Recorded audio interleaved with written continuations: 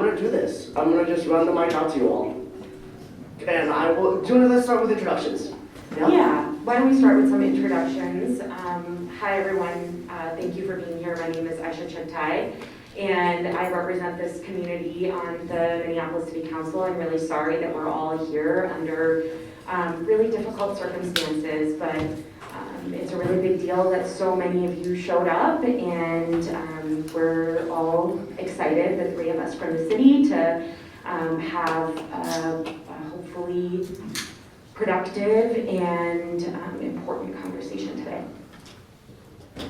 Hi, I'm Katie Blackwell. I am the 5th Precinct Inspector, so we oversee the 20 neighborhoods. If you're not familiar with the 5th Precinct, down from Crosstown to basically 394, over to Edina, and all the way over to 3550. Thanks for having me tonight. I'm Lieutenant Mike Frye, Day Watch Lieutenant, and cover all the same area that she just said. How about that? So I think before we get into questions, why don't we actually start by talking about what happened this week and what we know about it, and give you some of those updates about these cases, and then we can dig into some more questions. Does that sound okay? I saw some head nodding. Great. Yes. Excellent. Okay, Inspector, if you want to share what happened. Okay, so I'd like to talk about my body on camera and those interfering. So it's been a very busy week in the last couple weeks in the 5th Precinct and generally throughout the city. As soon as it got warm out, we started having some major issues. But before I get into everything, I kind of want people to understand where we're at as a department right now and how strategic we're having to be with patrols, answering calls, investigative. So back in 2019, maybe that helps. So back in 2019, our former Chief of Police, Arredondo, requested 400 additional police officers at that time. We had almost 900. And the reason why he asked for that was because investigations became so complex with the additional technology out there. And that was with body-worn camera and surveillance camera and ShotSpotter and all these different technology platforms. We found investigations were taking a lot longer. And then 2020 happened, and the murder of George Floyd happened. And then we dropped down our numbers today. We went from almost 900 cops, and we're down to about 580. But we only have 516 roughly actively working the street or investigations. So because of this hemorrhage and this critical staffing shortage that we are facing right now, that's where we had to get strategic, because the number one priority right now, and has been, always been, is answering 911 calls. We have to answer 911 calls. So due to that, as a department, starting back in 2020 and over the last couple of years here, we closed down a lot of specialty units to put cops on the street. And then we had to start dipping into investigative units. So we have 3 major components to investigations. We have violent crimes that investigate homicide, robberies, assaults, shootings. And then we have the juvenile unit that oversees all juvenile violent crimes. And then we have a special criminal investigation division that oversees like crimes against children, sexual assault, domestic assaults, and these type of crimes. And then at each precinct, we have property crimes. And those are all the lower level, still big deal, but lower level non-violent property crimes. So when we started pulling investigators from their investigative units onto the street, we realized rather quickly that we were chasing our tails out here. We were just going from call to call, and there was this backlog of investigations. The crime didn't slow down. And so with that, we called on the assistance of what I call the alphabet police, the ATF, FBI, BC, and all these specialty units that came down to help us with our investigations. And just recently, we started hiring civilian investigators that have law enforcement experience, so that as we're coming out here and answering calls and going to these complex crimes, that somebody is investigating them, because generally what we're seeing is a small percentage of the population, or a small percentage of the crimes are being committed by a large majority, the large majority of the crimes are being committed by the small percentage of the same suspects, right? So with that, we've recently had some significant issues with juveniles. We met with educators, schools, principals, teachers who are facing a very similar dilemma of juveniles not going to school. And they might lack structure at home, and then they're coming out here playing basically a game of Grand Theft Auto at times. And it's very troublesome. I've never seen this before. I've seen juveniles get in trouble.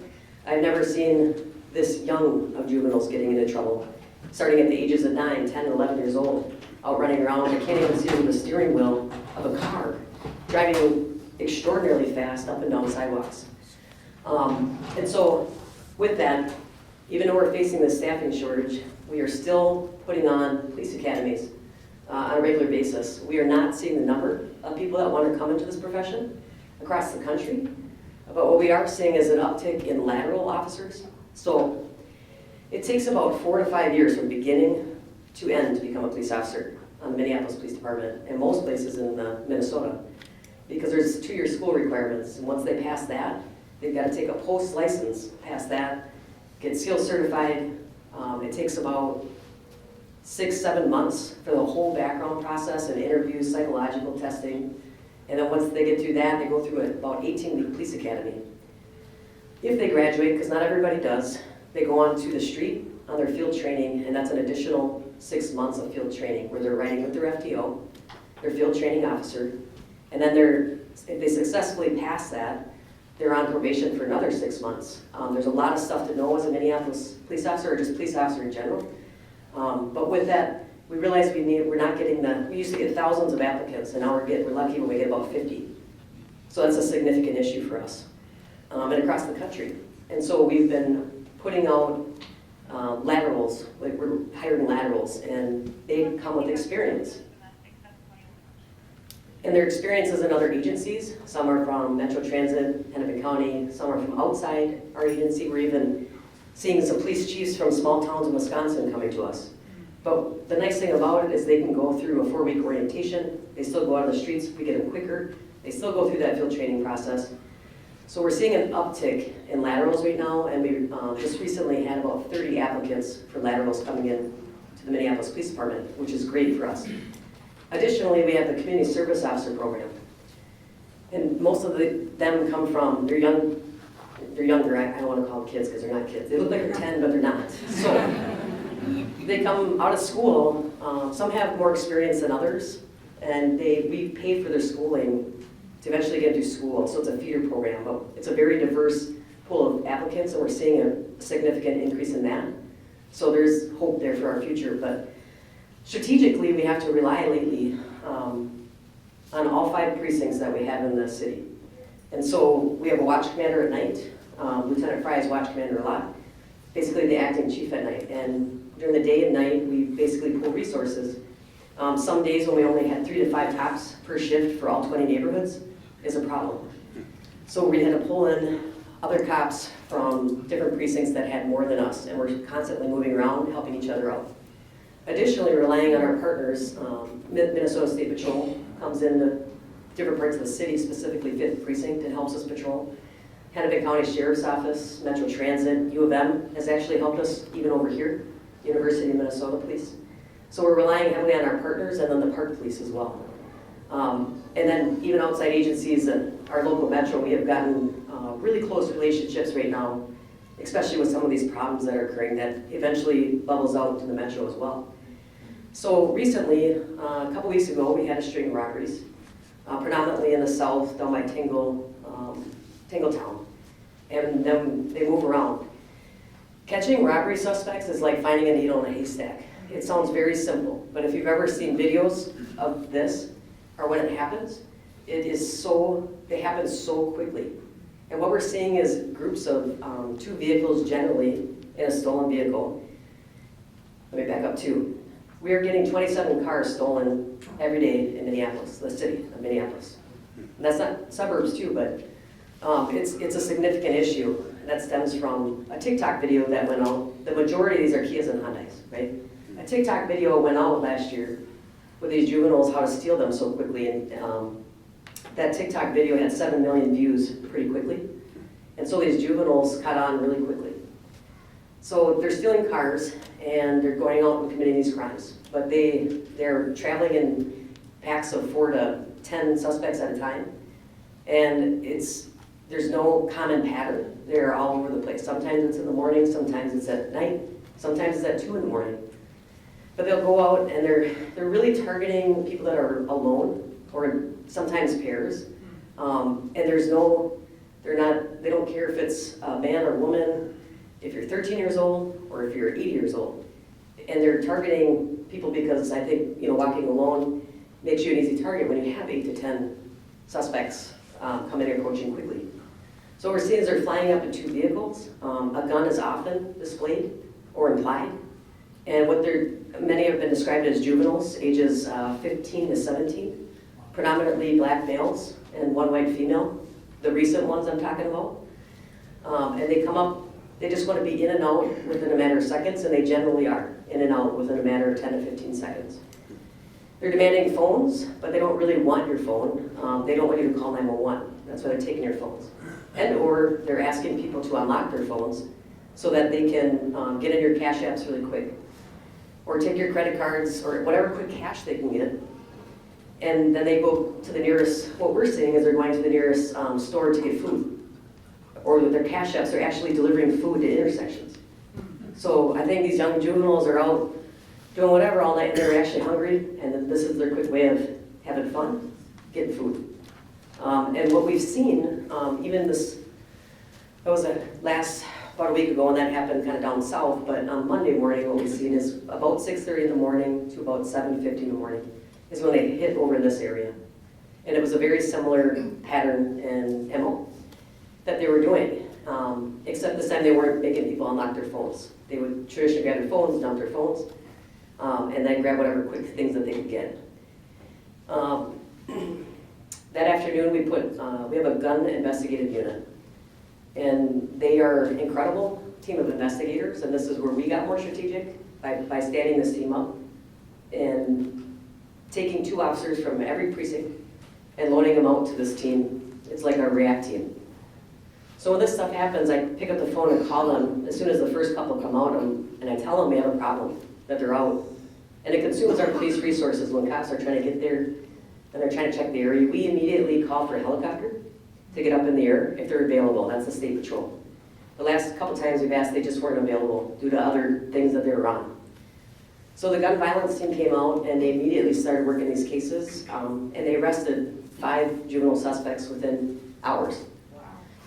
So now I'm going to talk about the even bigger, kind of harder part for us. These cases are very, very complex. So when I'm going back to investigations, talking about all the stuff they have to do. So when you have 5 suspects in custody, multiple victims, witnesses, video, a couple of vehicles recovered, and you have an investigator investigating this case, it takes time. So we asked for an extension to hold the juveniles. We had enough probable cause to arrest, but we just didn't have enough probable cause to charge them. So several were released yesterday. So we're still working this case very diligently. We're bringing in more investigators to help build this case as quickly as we can because it's a lot. And I've been talking with Metro Agency police chiefs who have offered their services to do a joint robbery task force. So over the weekend here, we're working really hard to stand this joint task force for just robberies up because we know that if the juveniles continue this trend, it's going to be major issues. So one thing I'll say is we had a kind of a significant thing that happened in one case, and it was very dangerous for the individual who was trying to do the right thing. They were observing a robbery and videotaped it, which is incredible for us. So I often get asked, do you think we should take pictures? Do we do video? And here's what I'll tell you. If you're safe, if you can safely do it, do it. But if you don't feel safe, then don't put yourself in harm's way.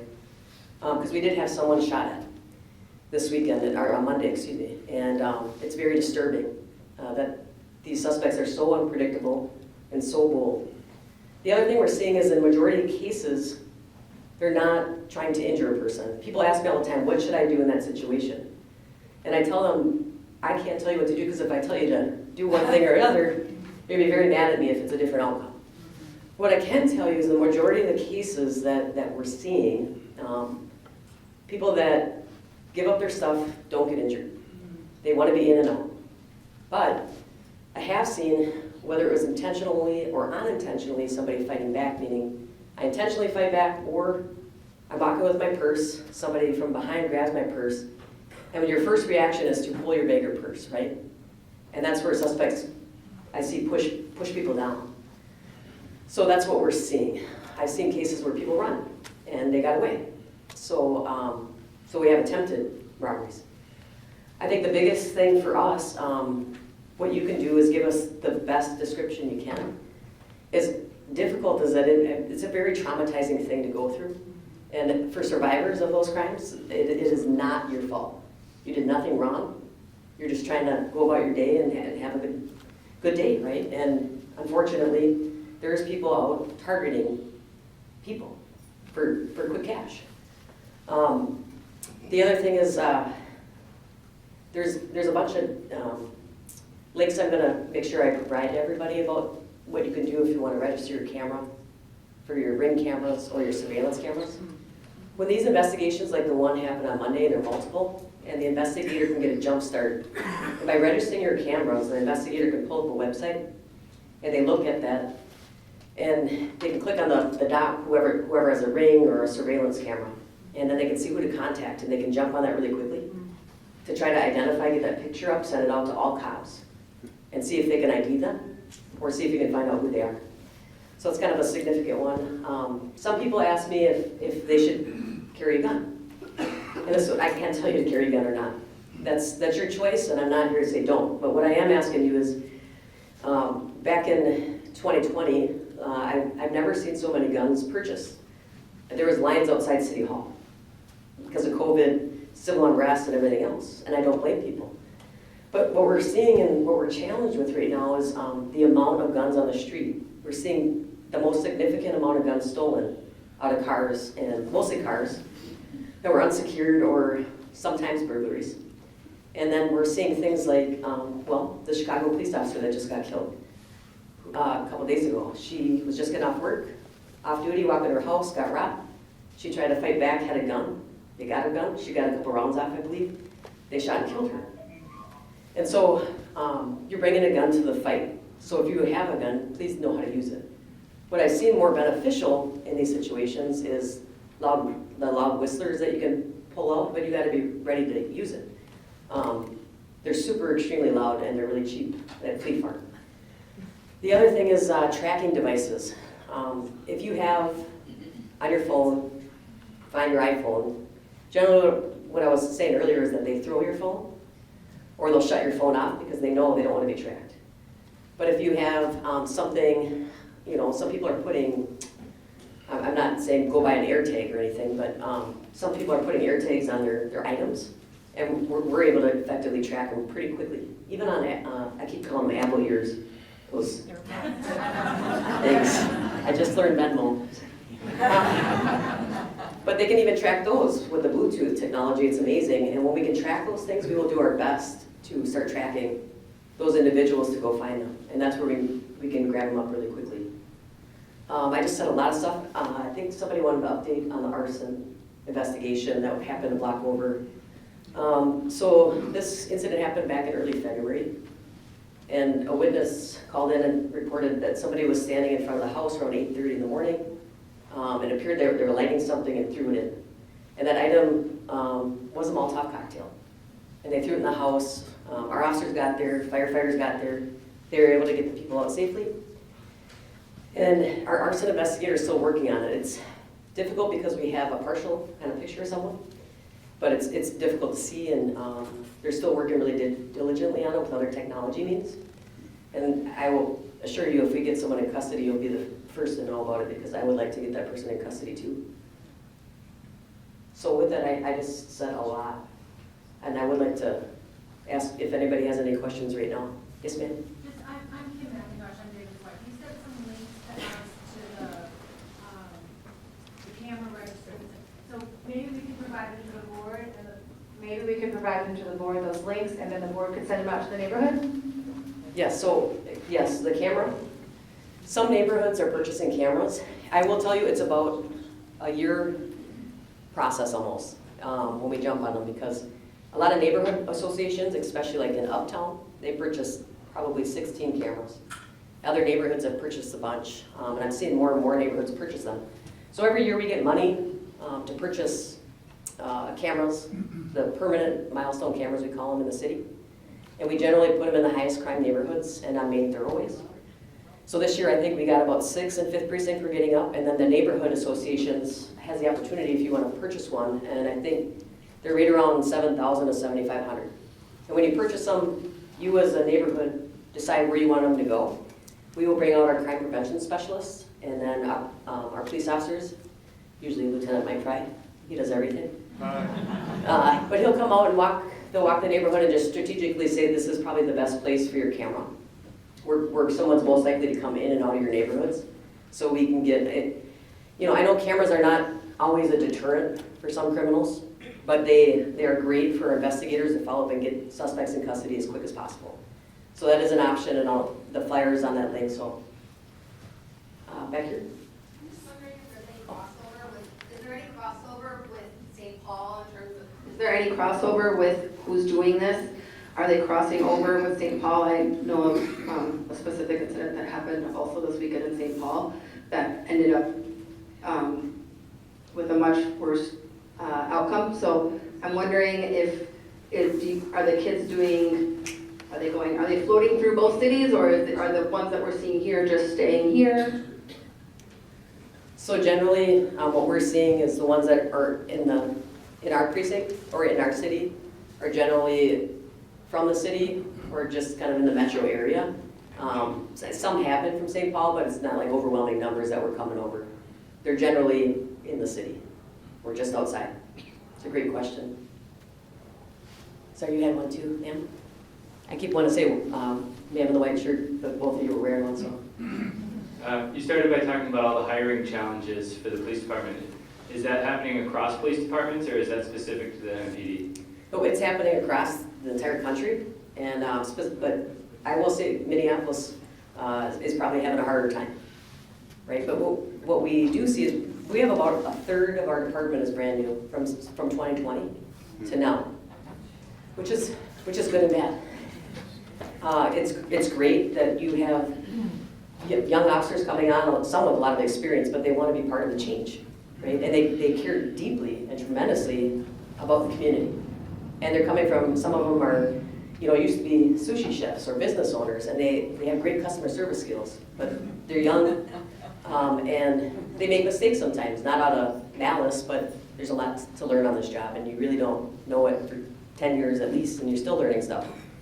He's been on 34 years, he's still learning stuff. I have to teach him every day. Why she gotta put me out like that? I'm just saying, I may be a little. We love Mike. I just had a question about the cameras. Yes. And, because I think we're all thinking, to get the camera. And when you are accessing like home cameras and stuff, are there any, I know you're not sponsoring any cameras, but are there any camera systems that are easier for you to work with or to see, or that are visually, more clearer than the others, or that sort of thing, or have more accessibility to kind of zooming in or anything like that? So I think everybody's cameras are better than ours. We're government owned. It really didn't matter if it was Ring camera or different kind of surveillance camera. They're pretty crystal clear today. So it is all super beneficial when we get those. And just to clarify too, if you register your camera, we're not accessing your camera. We just know where to go, who has one. Because sometimes investigators or cops, especially at night, will try to canvass the neighborhood, and it's dark out, and we can't see where all the cameras are unless we walk up to a house and we see the ring. So that's why it's so helpful, where we can jump on it quickly and try to get a hold of the owner.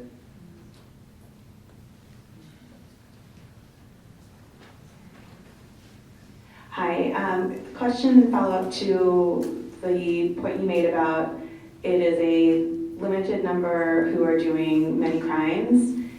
Can you give a sense for what you estimate that number to be? And then that's the first question. Second question is there any gang connection to what's happening? And then the last one is around fentanyl. Is there any connection to what's going on with the fentanyl epidemic? I'm processing. Those are great questions. gonna start with your last one first, fentanyl.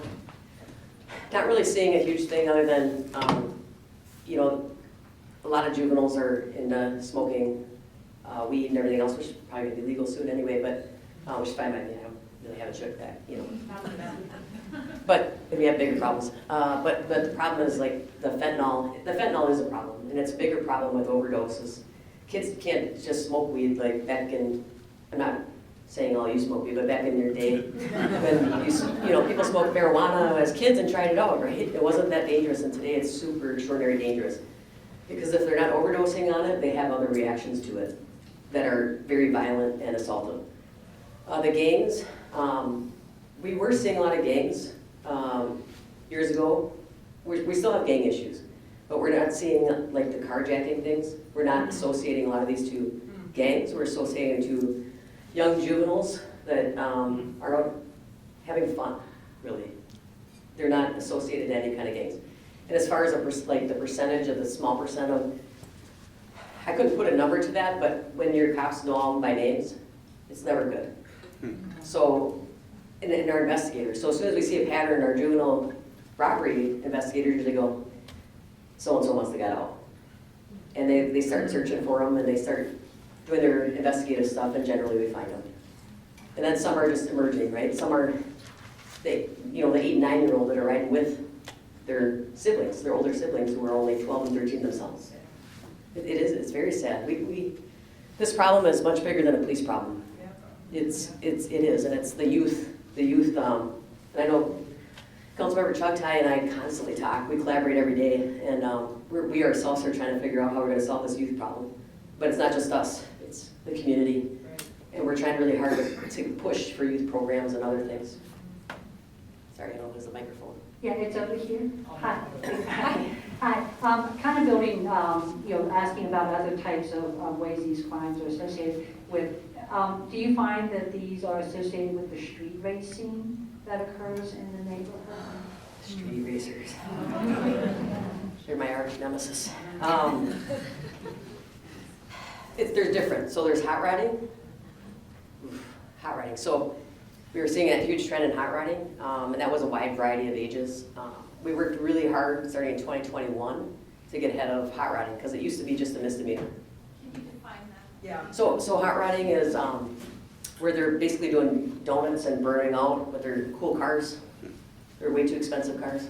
But they're doing burnouts, and then they're playing on TikTok, and then they were adding things like Ring of Fire and lighting things on fire and circling around it, which escalated into shooting guns, killing innocent kids that were bystanders. It was horrible. So the state legislature, we were pushing through the Intergovernmental Relations Committee on trying to get ahead of the hot rodding to change the laws to make it a felony, because it was just a misdemeanor, right? Unless it was damage to property, which it generally was, over $50,000 in damage. And not to mention people getting injured, seriously injured, killed. And then there's the juveniles that are out joyriding, the recent uptick in the last 6 weeks that are basically just chasing each other. And it started like that. It started stealing cars, and then they're chasing each other around. And when I say chasing each other around, I literally mean at 90 to 100 miles an hour. Up and down sidewalks, through parks. And our chase policy, we cannot chase those vehicles because they're property crime. A stolen vehicle is a property crime. And they are. Police chases are very dangerous for us and for the public. And so we tried to get the helicopter up when they started doing that. And then it kind of escalated into doing donuts in front of our cops, which escalated into coming full speed at our cops in squad cars, forcing them off the side of the road. Hanging out the window, doing TikToks just to, as one juvenile said, to get more girlfriends. Because their mental capacity is not thinking clearly. They just don't have the mental capacity to think through how dangerous those are. And then some of them escalated into robberies. So that's what we see, kind of two different things. With the hot rodding thing though, we created a joint task force back in 2021 with State Patrol, and this is where we were trying to get more strategic. Instead of getting into car chases with these folks, we waited, videotaped everyone, got all their license plates, and then when they left, we had the helicopter follow. When they stopped, we'd get them. And then they would get severe fines. So some of them gave up and went up to Brainerd Raceway and did it legally. Yeah. Is the Minneapolis Police Department getting sufficient public support from the City Council and the Mayor's office, and would greater public support help in recruiting? Yes. So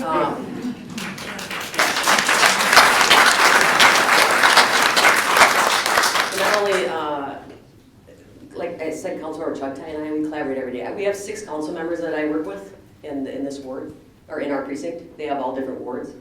They've all been very supportive of our efforts, and then even more so, they helped us out tremendously by bringing in other resources. A big portion of our calls in the 5th precinct are handling people that are experiencing behavioral health crisis. And it's not quite a criminal problem, but we're getting the 911 call. So they approved getting behavioral crisis responders to respond. They're registered therapists, or they basically go to the scene and sometimes they need it, sometimes they don't. So, but that helps alleviate us from going to those calls and answering the actual criminal calls. And then it doesn't criminalize the person that's experiencing a mental health crisis. And then they've also brought in and approved.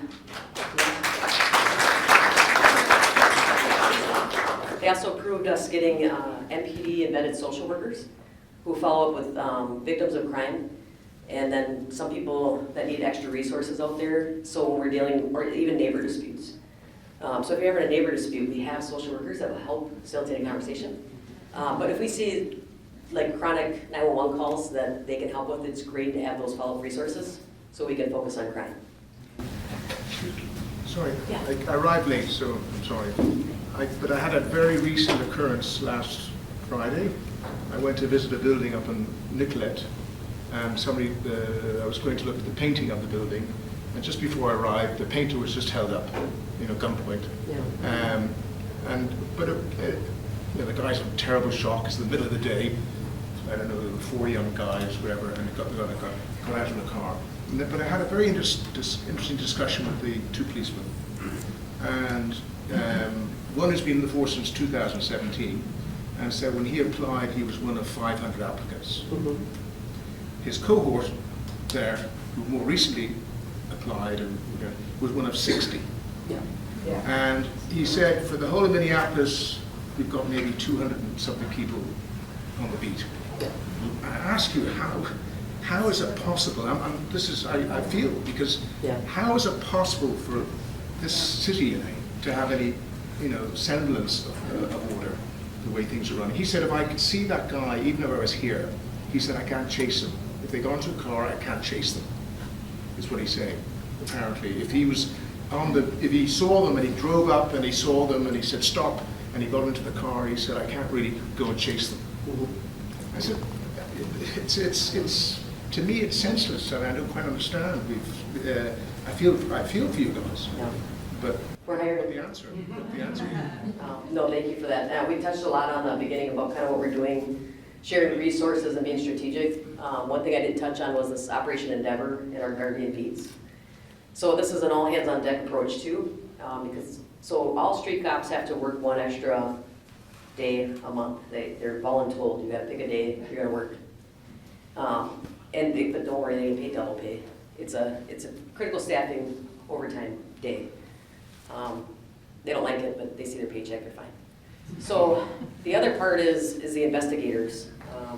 Investigators, specialty teams that are not on patrol have to pick it 1 day a month where they come out and work part of this Operation Endeavor.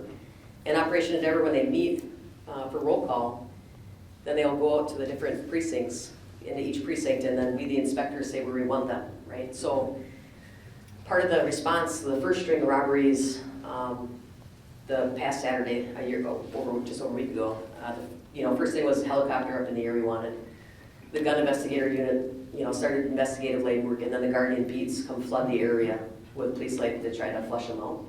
Our chase policy is limited. We can chase for serious violent crimes, and those are for the really serious stuff like sexual assault, homicides, assault, first and second degree assault. So if someone points a gun and shoots at you or attempts to, they can chase for that.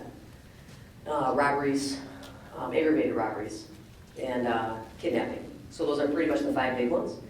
The other thing we can do is chase, our policy says we can chase if they're flagrantly reckless. right? So you'd think we'd be able to chase the juveniles. But our policy also states unless you're causing them to be flagrantly reckless, right? So that's where we're strategic about the helicopters, and now we got drones to go up, and that helps us on a lot of police calls. We can't chase cars with them because it would be impossible to chase all these stolen vehicles around, but we use them very deliberately for the safety of the public. How do you, I mean, do you need, your 300 people, or my understanding is 300 people short. I'm so sorry. We Oh, have sorry. to use the mic because Oh, nobody can hear yeah. you. Yeah. Yeah. Sorry.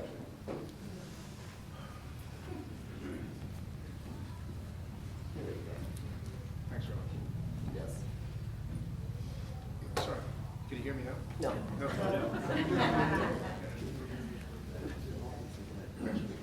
So you're 300 people short, my understanding, in the department.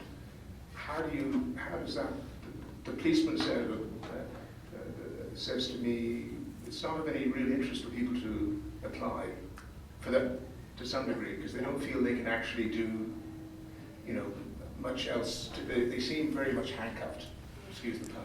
We can go over this. Yeah, we already Yeah. Yeah. That was just my personal, from a personal experience with the, it seemed very difficult. I think that the easiest answer is we have to be more strategic. Policies are policies we have to follow. And a lot of these policies, like the chase policy, the community demanded it because some of those car chases ended up very tragic and to no fault of the public's, right? So we just gotta be more strategic in how we respond. Thank you for your questions. I'm gonna get you It's okay. Oh, no. I know you said about juveniles, and I know this is, like, to me, juveniles with guns have to be the most dangerous thing, right? So it sounds like we have no place to put them, or we don't want to put them in adult prison, so what do you do? But yet this is the most dangerous thing we're dealing with.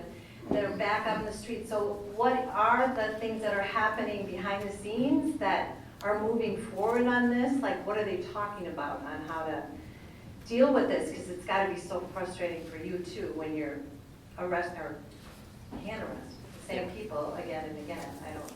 And they're out back on the street again. What we do is we do not give up the fight on crime. So I'm going to talk back to 2021, when we started seeing these string of robberies happening in the fall of 2021, and they were happening fast. We had like 7 within 90 minutes, and they were happening, and they escalated to, we don't call them home invasions, but they're occupied burglaries. And so one thing we learned, a lesson learned from that for us that we needed to get better with, that we still working hard on, and they're getting fixed, was that when a cop takes a police report for a robbery, and that report goes in the system, it went to one of many investigators. So one investigator might have been working on a case that involved the same kid 12 times, right? So they were working on this case, and that's what we were seeing is anywhere from 12 to 22 robberies by one kid. So the investigator then will submit charges, they'll consult with the attorneys, the prosecutors, and they'll say this is a case, and then that prosecutor gets it, bring it before the judge, and this, you look at a young juvenile, 13 years old, never had any other prior history, the judge might say, we're going to keep them in custody and charge them, or they might say, we're going to send that person, that kid home on home electronic monitoring. They might push it back on the investigators and say, you need to do more investigative work, and then resubmit charges later, and that's where kids get released, is when we have to do more investigative work on some cases. So when they would submit to the prosecutor, though, they were going to one of many prosecutors. So that's where it would go before the judge. It looked like one case, not multiple, okay?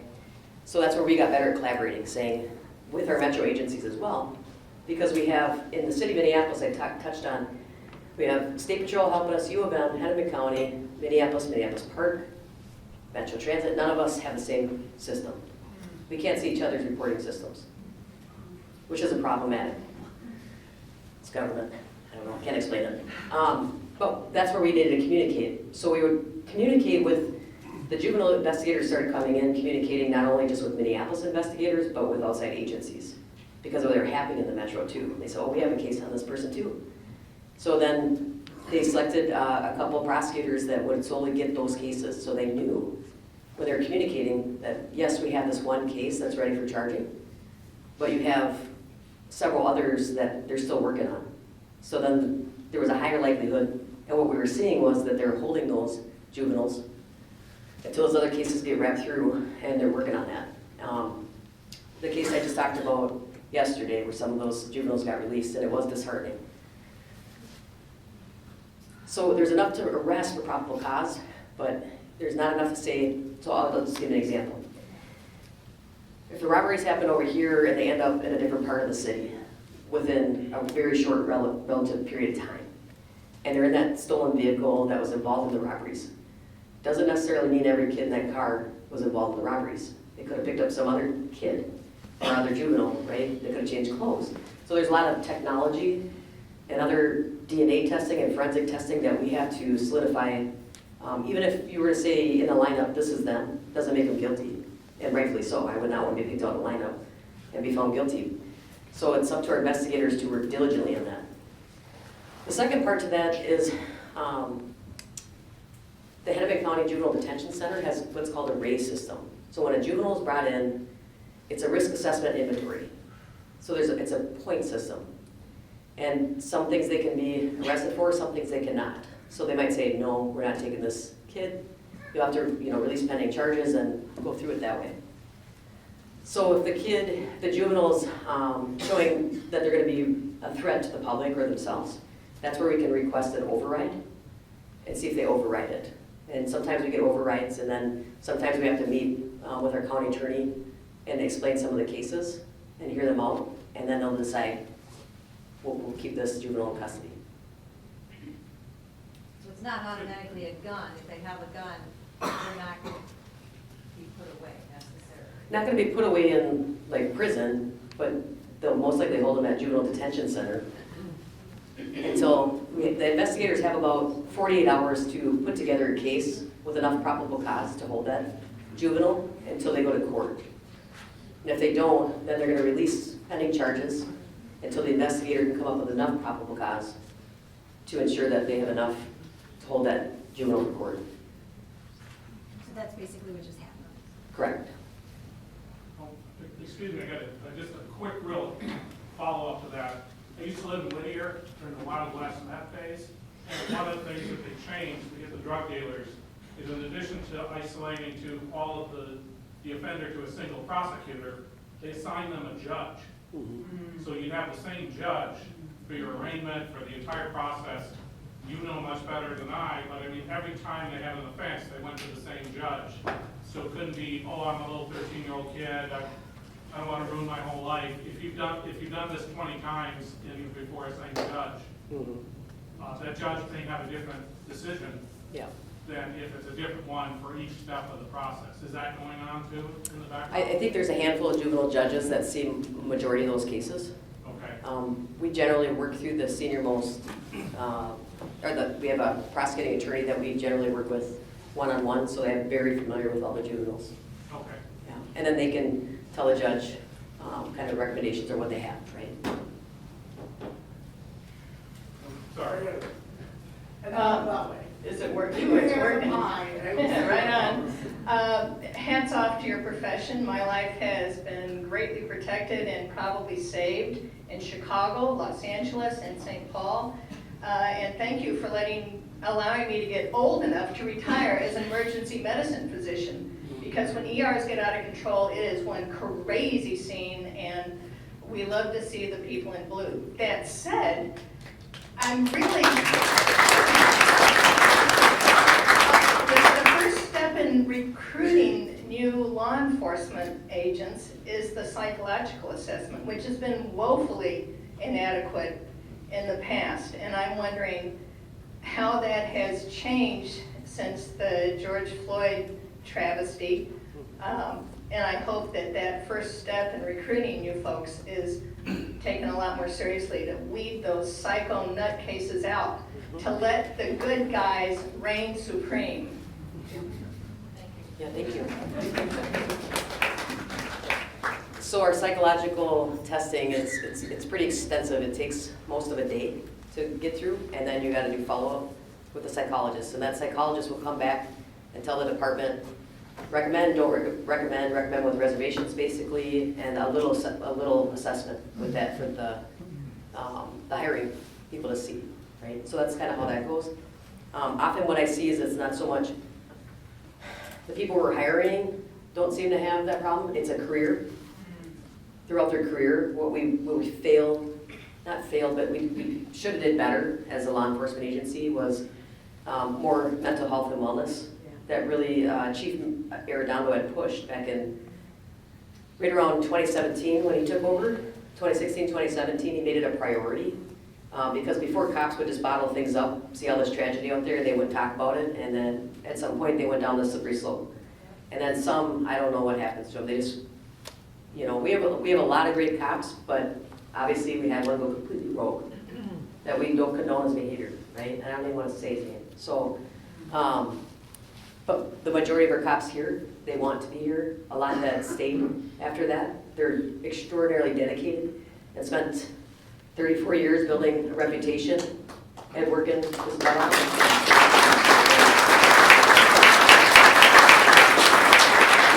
I'm glad he stayed. He's a great person to work with.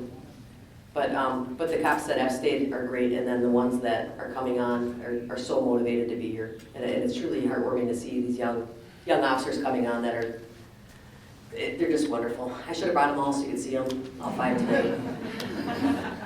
I will bring them to the next one, I promise. Oh, thanks. Hello everybody, my name is Roman.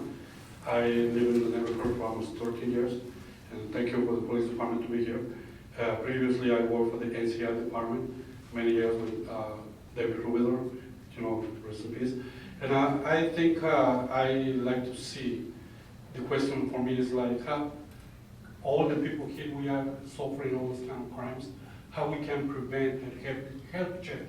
Because, you know, I see a lot of things. I live in Ramos Lake Street, and I see all kind of things over there, but sometimes, like you said, you know, kids or whoever it is, they have weapons, and I don't use weapons, and I don't know, sometimes I want to help, but, you know, this is a very big dilemma for me.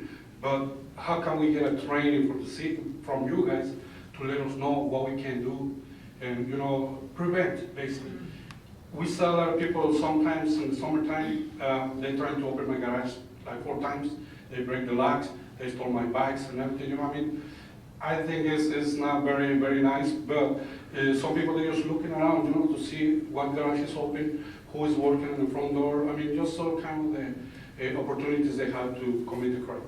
So I think this is a beautiful neighborhood. I love my neighborhood. And all, you know, probably a lot of people, they don't know me, but I'm you know, few people are called around the probably Latino guy. But, you know, I always like to do my best to be a good neighbor. I pick the garbage for my kids and grandkids. You know, I came from the city, you know, department. I know what is good for the neighborhood. And my question is this, how we can learn to prevent before this thing happens. Thank you.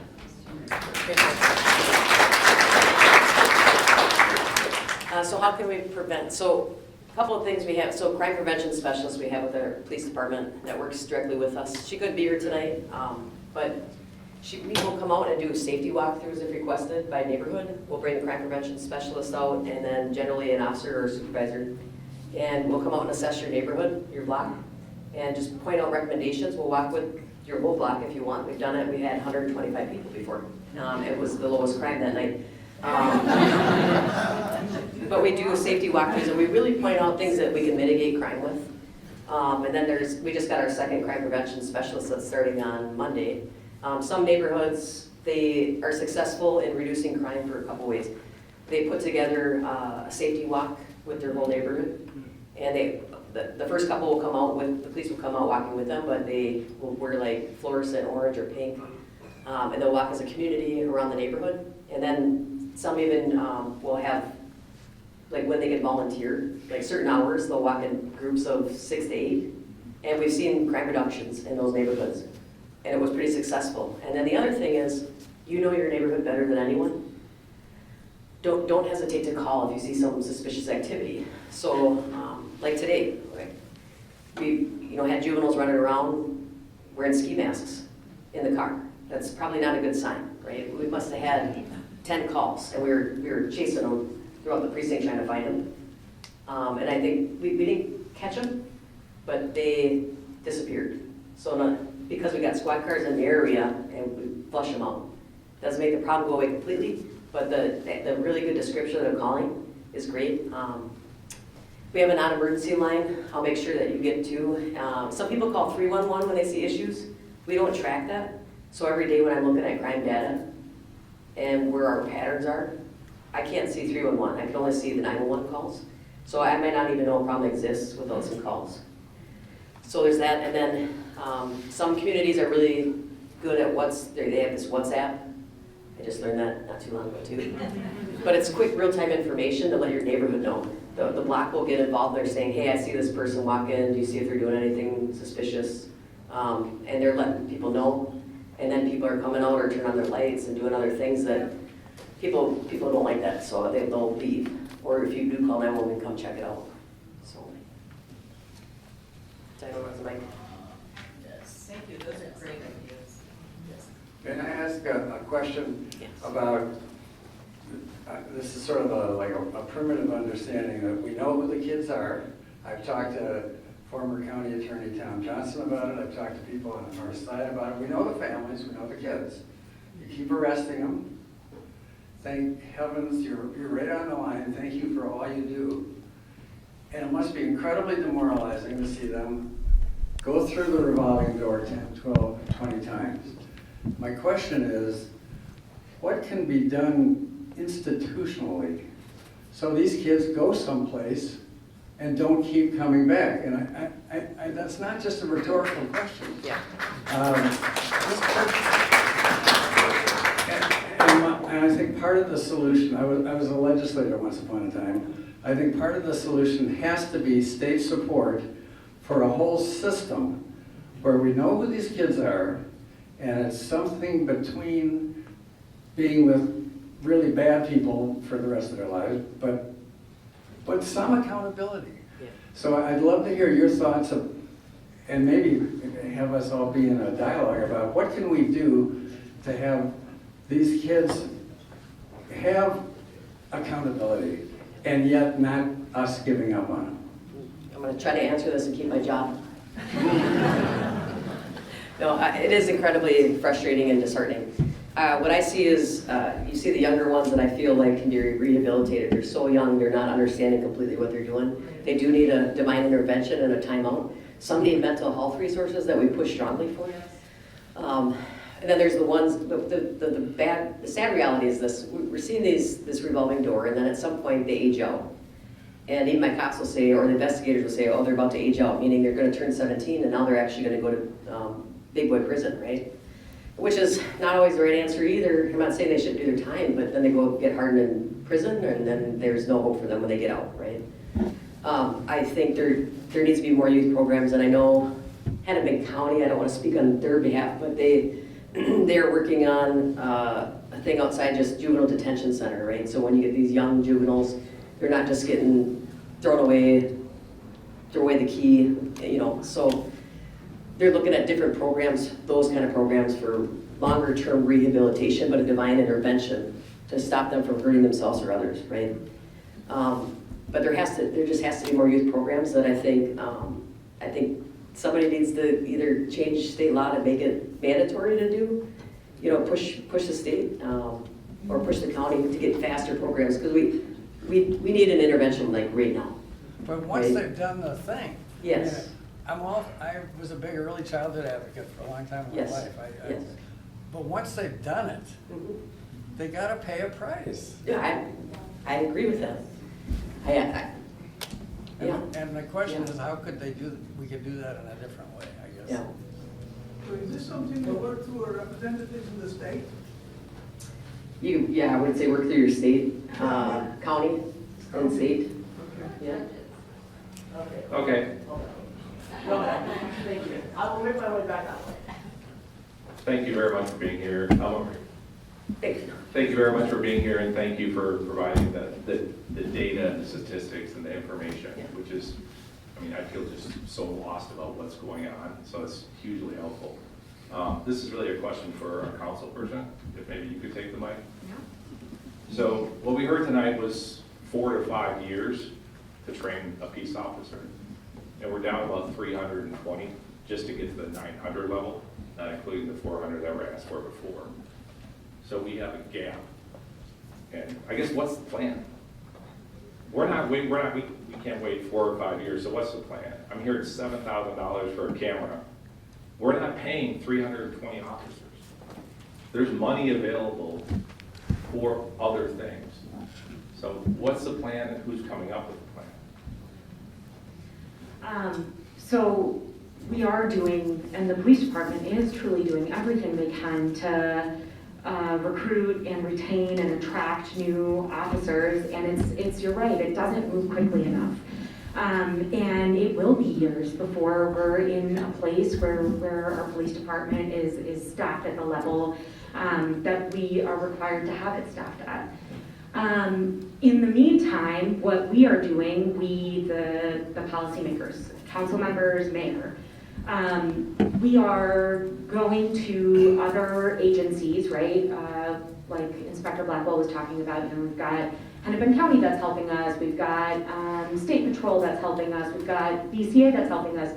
That's happening through formal contracts that we are entering into with outside agencies to say, we don't have the capacity that we need to do investigations. We don't have the capacity that we need to do patrol in our hotspots, especially in our summer months. So let's now go to the appropriate agency that has the most amount of expertise in helping with that. And let's ask them for the resources we need. And let's, enter into they've been 1, 2, 3 years at a time. That's how long we're doing them. So the BCA was brought in specifically to help with investigations because that's what they are experts at. And we have last summer, State Patrol was on Lake Street and West Broadway and some of the other hotspots where we see increase in violent crime. And we've found a lot of support from other agencies from the state in giving us resources, giving us money, grants, people to help make up that gap because we absolutely still need to be able to meet our community's needs. The other thing that we are doing is saying, okay, every 911 call that comes in, it is MPD's priority to respond to that. It is their responsibility to respond to those. So what can we do to take away the things that they don't absolutely need to be responding to so that they're then responding to the calls that are more serious, are more urgent, and are part of larger systems of violence. So those are that's like your gun violence, your auto thefts, your homicides, those types of things. But we know there are, I believe in early 2021, the number was 1 in 5 911 calls that are placed come for or require 1 in 5 911 calls do not require a sworn officer to respond to them. And so that's where we could be looking at that 1 in 5, right? That's 20% of calls. And saying, all right, so who is the appropriate responder here? And how do we get them doing this job quickly enough so that our police force, while it's limited and perhaps moving forward, is doing the things that we absolutely need them to do and only they are specialized and equipped to do.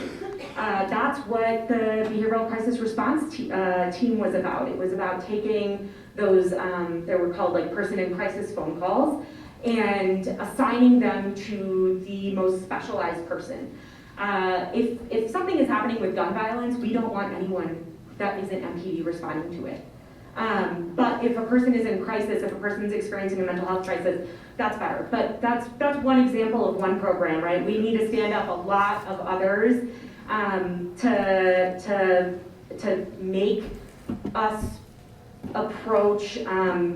If cameras are helpful, why is the neighborhood spending $7,000 on a camera? Why isn't the city putting the cameras up?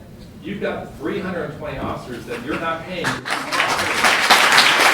when all the money's there, hire some technology. You know, let's get smarter about it and be more adaptive. I don't know if that's the solution, but we spent half an hour talking about cameras, followed by it's $7,000 the neighbor has to pay. Or they could only get 10 up in the precinct this year, when they want a lot more. So can you shift money around? Can you do those things? Yeah, absolutely, we can. Do it! Do it!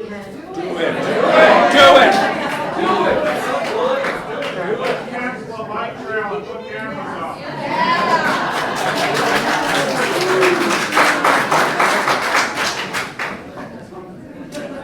Something's got to change. You got 4 to 5 years. We know it's going to take time. And go little by little. Exactly. Get the big guns in here. They're shooting with bet. automatic rifles. Where the National Guard is under the purveyorship of our governor. Okay. You can call them in. I'm gonna pause. National Guard question, because the National Guard question is one we get a lot. So let's actually talk about it. Please. Yes. I know, I wanted us to talk Actually, about it. give us some answers, not yes. Lots of words. Thank you. Councilwoman, I've lived in the neighborhood for 51 years, and I want more police. A lot more police. And if you don't come through with that, I will remember you at the polls. Stay, Councilwoman.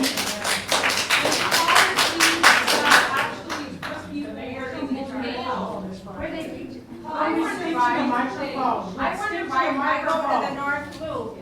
And there's a police presence all over the place. I need to be able to speak. I'm so sorry.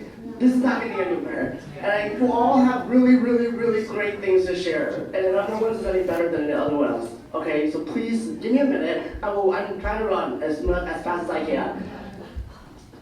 You were just speaking, so I'll hand it to you. I'm just wondering why there is no police presence here. Do we have to wait till someone dies? I go to the North Loop, and I even go to downtown in Northeast Minneapolis.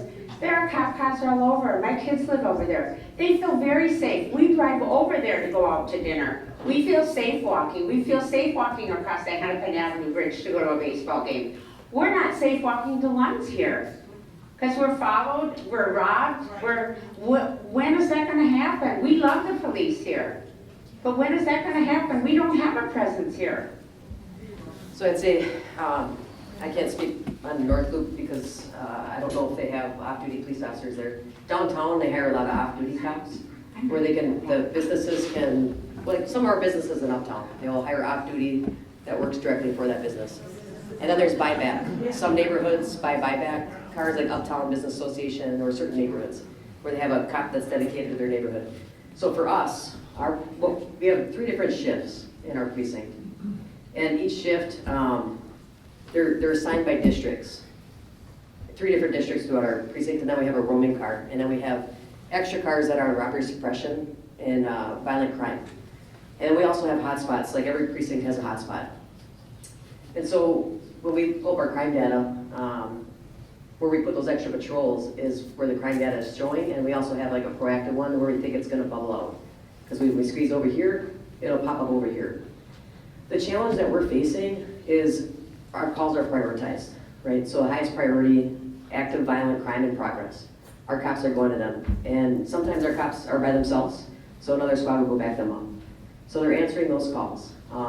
And when we get slammed with a lot of high priority ones, and our resources are consumed, that's when we're pulling in other cops throughout the city to come over here. Each precinct has a set assigned number for their precinct, and it's based on crime, it's based on 911 calls, and each class that comes out of the police academy 4 times a year, even though it's a smaller number, they pull that data, they see where your shift schedules are at, like how many cops you have per shift, and then they're allocating those resources necessary.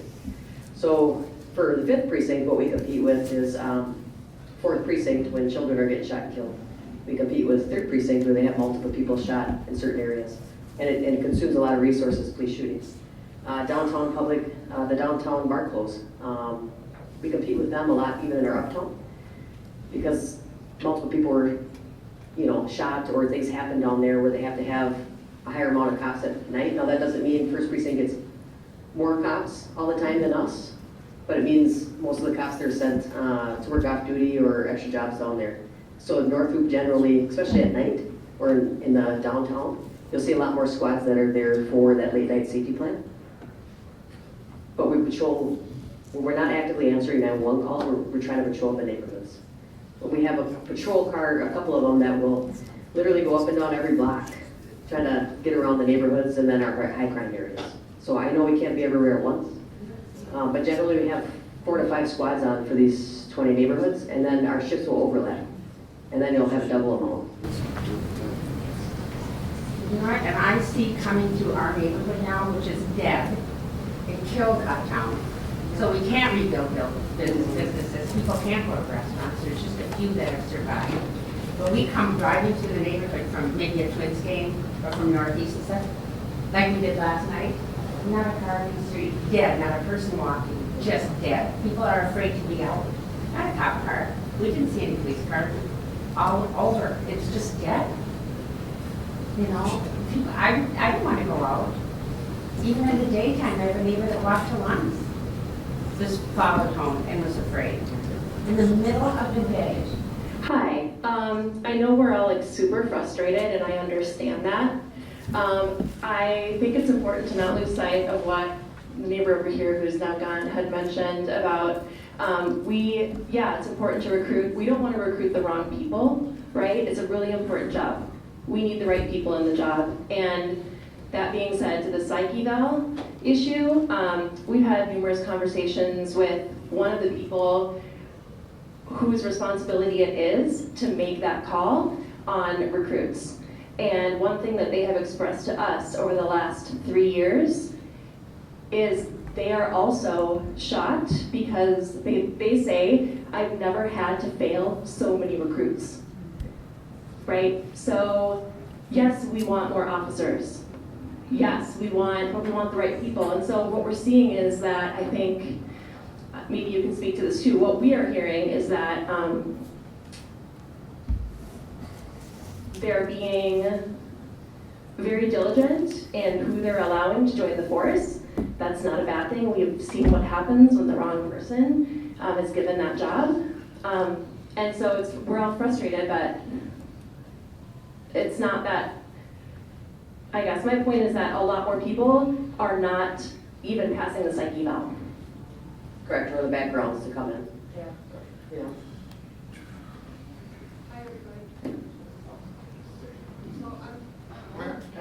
Hi, I'm a mental health professional, I'm a psychiatric nurse practitioner, and what I have noticed from just the conversations that I've been having with my patients, I treat 5 patients who are former police officers. All 5 are in serious levels of depression and anxiety. They've quit their jobs because they felt that they were going against a system where they had 0 power. They had no ability to be able to do something, to do what we're talking about right now over here. It's basically you're doing the same thing over and over. You know exactly who they are. They knew who they were. The politicians knew who they are. The county attorney knows who they are. Everybody knows who they are, you guys. And I feel so bad because, I mean, honestly, like my heart goes out to police officers because I cannot imagine. I mean, I almost want to sign up to become one. But at the same time, I'm hearing like how your hands are tied, and it's just like, why in the world would somebody sign up to become a police officer nowadays? Why? Where is the incentive? Support from the city council and the mayor's office. Are you getting support? Public support. Thank you for that. I want to just mention earlier about the National Guard. So on my other uniform, I wear the green. I've been a part of the National Guard for 26 years. I'm a command sergeant major. So my brigade that I oversee, we have about almost 1,900 soldiers, and our response is for state civil unrest and natural disasters. So I don't know what uniform to wear sometimes, but I figure it out. I would love for the National Guard to come in. It is very complex to bring in the National Guard for everything. It takes a great strain on the soldiers living their lives too, which they don't mind coming in when they have to. But there's a lot of different restrictions and different levels of things that involves the National Guard. So it's very complex, but I love them all, they're great. realize there's a shortage of police, but there's a theory of broken windows, you know, that if you're not enforcing small violations, it leads to bigger violations. And of course, recently it was decided not to stop cars for small violations. So, for example, I believe it's illegal to blacken all the windows, but I don't think that's being enforced. And so I'm wondering, what can we do about dealing with that policy? So they have lower level issue, like lower level equipment violations that we're not enforcing anymore. And I'll be honest, we are so focused on crime and patrols that we usually don't get to them. The broken window theory, I 100% agree. I think bigger picture, we the police are we work with multiple teams to include city licensing, to include probations, and there's all these different people that we work with, social workers and everything else.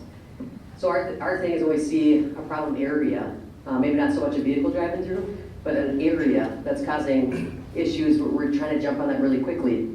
That's where Councilmember Chughtai and I work a lot on, is when those kind of problems happen in apartment buildings and then it starts bubbling out, right? We'll try to jump on it as soon as we can. Yeah, I read yesterday that it costs $500,000 a year to incarcerate a prisoner in New York City. I don't know what it costs here. Everything we've been talking about here is in reaction to crime. Maybe you have to pay police officers more to get them to apply. However, all that money that's being spent in reaction to crime, a lot of it ought to be spent in prevention by paying attention to the needs of poor people. It seems hypocritical to me that the political structure doesn't want to tax people, and yet the tax dollars are paying to incarcerate criminals, when all people and poor people in their neighborhoods want is a decent place to live and some glimmer of hope that they can have a job and be citizens. But our society is not responding to that.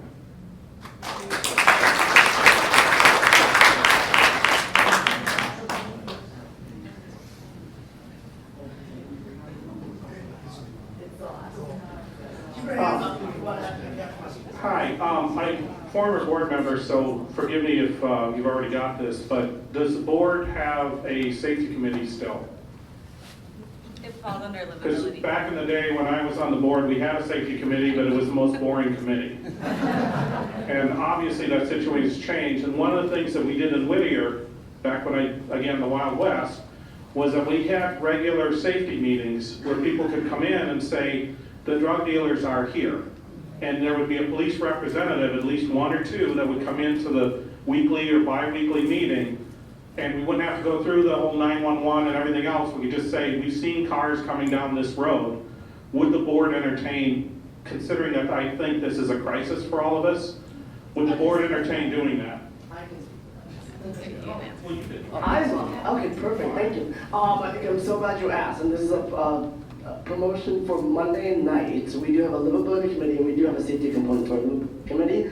And they'll be meeting via Zoom. So that's through our website, eastbdemakasca.org. So you're welcome to jump into that. We would love, we have a very engaged community in general, and we would love to see you all at those meetings, because that's where these conversations get broken into actionable items that we can do as a community. Yeah. Much to what some of the ideas that we've been talking about. And then having the police there meant that, the risk of retaliation, because if you do a 911 call or if you press charges or something, a lot of times in Whittier, they would come back at you, burn your house down or do something terrible.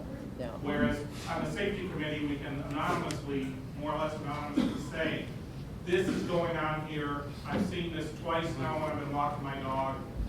Can you send somebody over here? Or give to a hotspot map that you won't get with the resources you have? So we do have an anonymous tip line as well.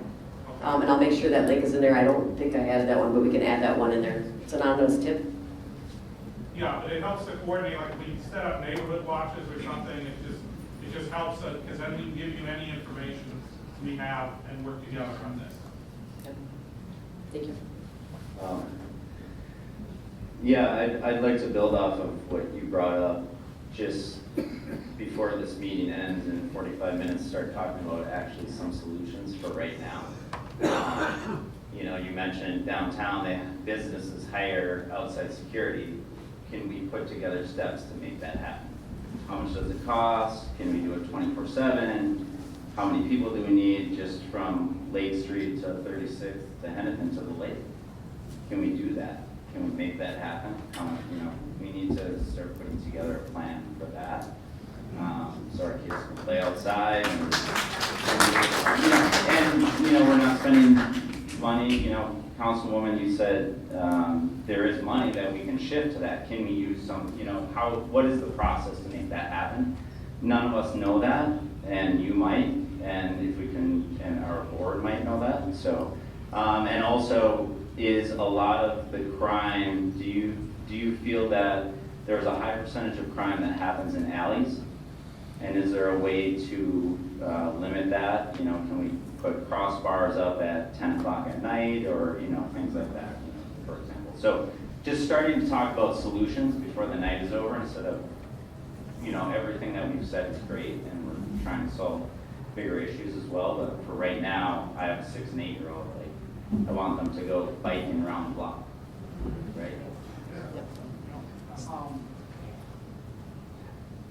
Congressmember, can you speak to that? What do we need to do to move that money? Because it sounds like that's a big part of getting more things.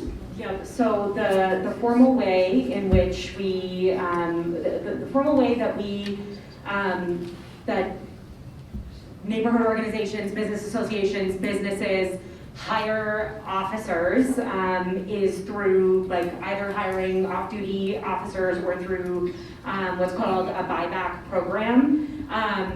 Buybacks are where the organization that is looking to add in additional police resources decides how many hours, exactly where, and for how long do we want the service. And then the organization puts together. Can you guys write this down? We can share that. We can absolutely share with the board how to go through this process. But then so that's like the piece on buybacks off duty. Those are staffed through police precincts. Or buyback hours are staffed through police precincts. So the thing that's really nice about that is having officers who are familiar with your community, familiar with your neighborhood, that are coming in to fulfill that service.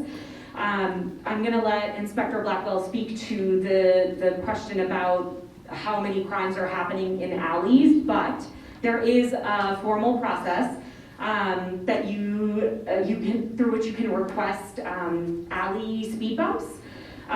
Those slow down vehicles or feel like an obstruction to the vehicle. They have to be removed in the winter, but winter is already hard enough to get into alleys because of the amount of snow that ends up there. So that's one thing that you can do is put in these temporary structures that slow down cars, and the city just gives them to you.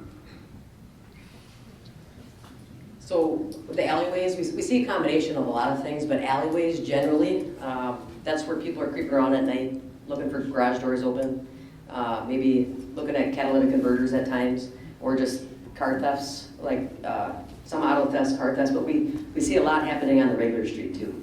But generally the alleyways are at night. So I would suggest the biggest thing in alleyways are the floodlights, cameras. The lighting is pretty big. We have a lot of video footage of suspects literally walking up, the light comes on and they do this, and they move on to the next. I see a lot of videos like that, and so that they're pretty effective to put those up.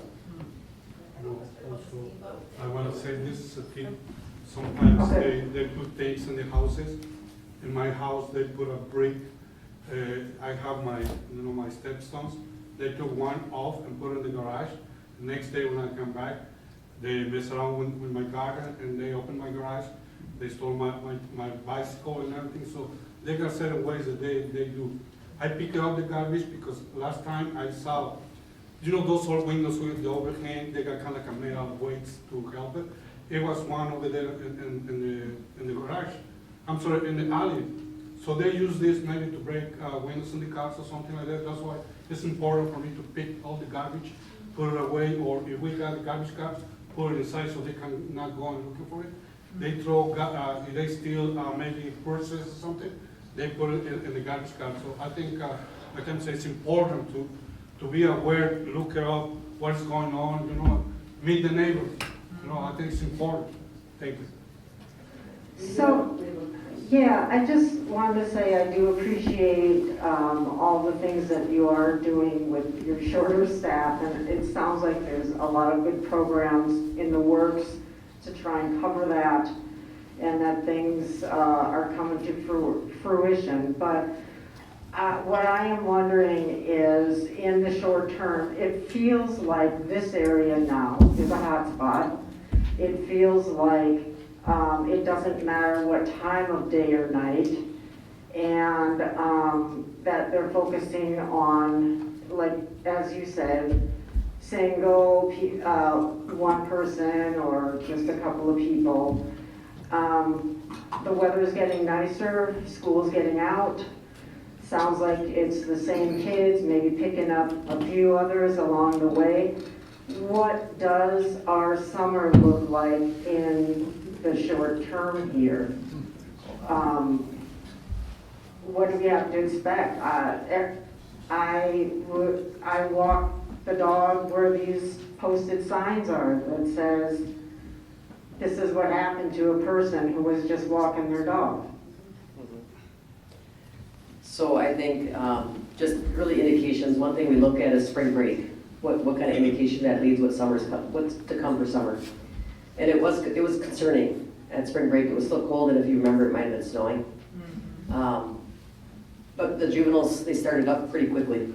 And so our biggest thing right now is trying to get a grapple on these juveniles. And we were watching, especially those that were stealing cars, get in and out of the JDC process. And so the county had said we can ask for this override. We just got 6 today, 6 juveniles today. I'll let you know shortly if they're still out. Hopefully they will, the override will work. But that's where the county is listening to us more, the more we're asking them, please, like, keep these kids, do something with them. They can't be out here. So if we get a hold of the juveniles, I do think we're gonna still have some issues with juveniles this summer, obviously. We always do, but that's the biggest thing right now, is that county's help, the county corrections, county attorney, their help, right? And then what law enforcement's trying to do, so. In the meantime, I'm right in the middle. Hi, that's okay. Oh, my Hard to tell where the voice is coming from. I hear it up here, so. Like, I think it's great that we're talking about long-term ways to mitigate the problem and solve the problem, but tomorrow, when I'm walking my baby, like, in my stroller, and I want to go out alone, what should I be doing alone? Do I need to buy, like, a blowhorn? Should I be, like, resting bitch face through the neighborhood and, like, just look like I'm extremely mean? Or, like, what would you recommend tomorrow for us to help solve and prevent some of the crime that's happening? So what I've been recommending is for people to walk in more than with one person, right? Walk in a group, get to know your neighbors. I know you can't always do that. That's what I'm recommending. I can't, it's hard to predict where all these robbery strings happen all the time, because they'll hit over here, and then they'll go to the different precinct and hit, and at different times and random times of the day. But I think the biggest thing you can do is pay attention to your surroundings. Really pay attention to your surroundings. And some things that I saw people do, noise is a big thing, because they don't want to be seen or heard, they just want to be in and out. So those whistlers that I was talking about, or alarm, the whistlers they're like $20-$30 at Fleet Farm, or you can buy them online too. Not that I'm saying Fleet Farm's the best, not. But you can buy them, and it's just a little pin you pull out, and it's ear-piercing loud. And it's so loud, everybody wants to look. And I've seen people honk their horns if they're in their vehicle when someone tried to rob them, and those robbers they wanted to get out of the area. They did not want to be seen. So noise was a big thing. I've seen people scream, and they run because they don't want to be seen. So that would be the biggest thing, is just the paying attention to your surroundings. Noise is always effective. Fast follow. You that also like just because of the lack of people out, and so, or is it really just all throughout the day? They're happening at different hours throughout the day. So that morning just happened to be that morning. They're never the same, right? They're not like every Thursday at this time every morning. I can do a year trend on that Minneapolis Police Crime Data Dashboard, which is available to everybody. If you Google it, and that's also in the link we're sending out. You can do it by neighborhood, by your ward, by your precinct, and see the top time. You can look at the pattern. It's obviously it changes weekly, right? Like auto theft times change weekly. Robberies in the 5th precinct are showing the highest peak is Thursday between 8 and 9 p.m. But that fluctuates weekly. I have a question. It is Thursday, I'm sorry. I'll walk you down. I will walk with you. I'd like to get back to just quickly back to the question that you had about kind of what can we do now more immediately. We live on the 35th block of Humboldt Avenue South, and we wanted to have a stop sign put in an intersection because it was a pretty unsafe intersection. We were told we weren't able to do that. We were told we could add speed bumps, but we were going to be the last block in the city to be able to pay our own money to get speed bumps because it was not equitable for other neighborhoods that are not as wealthy as ours that don't have enough money to buy a speed bump. So our block got together and we did pay $7,500 amongst all of us for speed bumps on our block because we had a dog killed and there were all kinds of other things that were going on there. That process took about 3 years, and I had to be the person that made it happen, along with my neighbors who I love and I'm thankful for supporting us. So my question is, sure, you're telling us we can add some more police officers. How long is that going to take? Is that going to be a 3-year process? How much do we have to pay for it? It was an ugly process just to get 2 speed bumps put on our block. How long is it going to take to hire more cops? No, to hire the extra cops if we were able to do that. Oh, no, it's a pretty quick process. So Lowry Hill just got their buyback back last year. And as soon as they decided as a group and the council member approves it, it goes before the full council to get a vote. And then you, the neighborhood association, will say, we want to pay this much. This is our contract. You get a contract. So the process itself is fairly quick. I would say within a month or 2, generally, depending on when their meetings are. That's how quick they can get it going. Uptown does it every year. Every year you got to go back before the council to get it approved. And so that's what I'll go before the council and ask approval. First of all, thank you very much. Unfortunately, I was one of the victims on Monday morning, and it was the worst 2 minutes of my life. And I have a 19-year-old daughter and a 16-year-old son, and I'm scared to let them walk outside the front door. And I don't really care about 5 years, 10 years from now. I care about 5 minutes from now when I'm walking home with my wife. And you need to get immediately going. Yes. And we need to get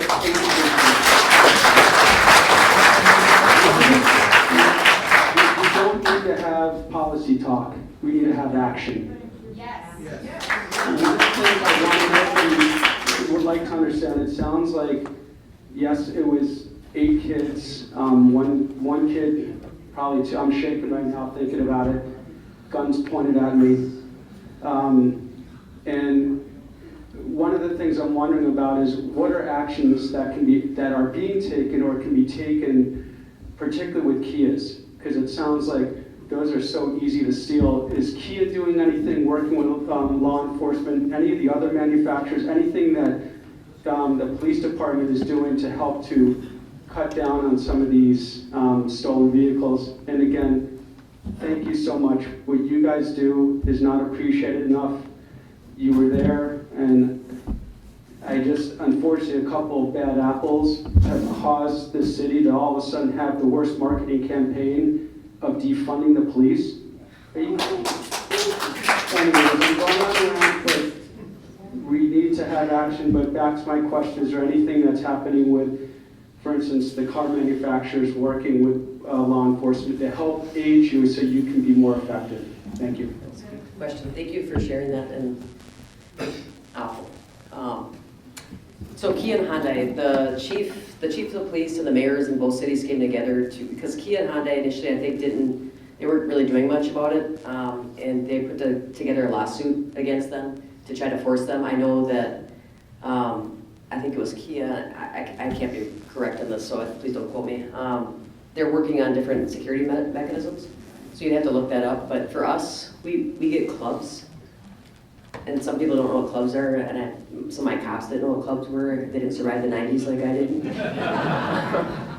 But we bought clubs, and we're handing them out at the precinct, and generally the priority is those with Kias and Hyundais in low poverty neighborhoods or that don't have the financial means for clubs, because Whittier neighborhood is the hardest hit target for a lot of crimes, including auto thefts. So, and then there's a couple other neighborhoods too, but so that's where we're getting our clubs at the precinct, but we literally are handing out hundreds in the city to as many people as we can, and then I think I got a couple left in my squad car if you want one. If you want one, come see me after this, I got a couple for you. But that's what we're trying to do to get ahead of it. We also implemented a pilot project in the 5th precinct I want to say we're about 100 days in. We're using forensic evidence, so we're finding recovered stolens. We're generally seeing these vehicles that are stolen are just to get used from point A to point B, and then they dump them, or they'll use them in other crimes. And so when we recover them within the 5th precinct, within a certain geographical area, we'll bring out our forensic scientists that will come out and do DNA, fingerprints. And what we're finding is we're getting a lot of hits on fingerprints, and what we're finding is the same handful of people. So there's a lot of investigative work that goes with that, but at least we're starting that charging, and those people are on our radar, and we have some in custody already, right? They're seeing multiple crimes committed by the same person. So that's what we're trying to do to get ahead of it. We're the only precinct in the city that's doing that, even though the whole city is kind of getting crushed with auto thefts. And I'm Harry, I'm on the board, and there was a question about what we can do in the neighborhood on our organization, and part of our job did get a bit harder this year because NRP funding is going away, and with that, we're finding it very difficult to probably keep a paid staffer who's organized committees like that. So that might be something for you all to raise with our councilwoman, to ask her to, maybe going forward, please have the city pass a budget that includes NRP funding for the neighborhoods. And also, I would like to hear from our quiet officer tonight, if he has any comments, Mr. Frye. You didn't have one on recruiting. So, as far as your Kia and Hyundais, they do have a patch that they finally have come out with. So you have to go to their website, and if you own a Kia or a Hyundai, and you can download it along with putting a club on. My daughter has a Kia. Ugh. So when she gets back from college, that thing's going away. But it just is what it is at this point. Recruiting, I wanted to bring that up. Many of you have asked. It takes forever. We do know that. But everybody in this room, you want to know what you could do with recruiting? Have your kids, have your grandkids go into law enforcement. See, all too often we always say everybody else, everyone else. Not mine. Well, then whose? That's the question that we have to ask ourselves. If not yours, then whose? And so that's the only way that we're going to fill our ranks. If you think that it's going to be better, you know how you've raised your children with manners and scruples and so on and so forth. Have them come into law enforcement and help. That's what we need. So, it is what it is. There we go, boss. Again, Marines. Hi, my name's Charlie. I've lived in the neighborhood for 27 years, and admittedly, I haven't been as involved in these forums in the last years as I was in the early years. So I'd like to start by thanking the board for keeping this organization alive and your selfless dedication of your time and effort. And because without this forum, we would not be able to have the discussion we're having tonight. We were able to bring this together very rapidly, I think, and we had an existing forum with existing infrastructure that was connected to the police department and the city council, so we just won't even be having this discussion. I think I'd like to underscore the point that Harry brought up, that we need to get our funding figured out, because if you can fund the neighborhoods is where a lot of difference can be made, right? So if we can even afford to have a half-time person helping all of these volunteers that are sitting behind the table, then we're gonna lose a lot of intellectual capacity to make this city and this neighborhood a better place to live. So I really, Aisha, whatever you can do, Councilwoman Chughtai, whatever you can do to help us with that would be much appreciated. The other thing I would ask the board is, I know it's not called the safety committee anymore, but a meeting over Zoom every Monday, once a month, is not gonna cut it. I mean, we're in a crisis. So can we offer like an in-person meeting for those who can attend, offer it on Zoom as well? Maybe it needs to be every, twice a month during the summer. And if Councilwoman Chughtai and any representative from the police department can help us in this time, because we have, right now we are experiencing a crisis, and we actually have been for 2 years. This was like the tipping point. I mean, there's a lot of stuff that's been happening in this neighborhood, and we gave the mayor, the council, time to try to get this worked out, but we're out of time.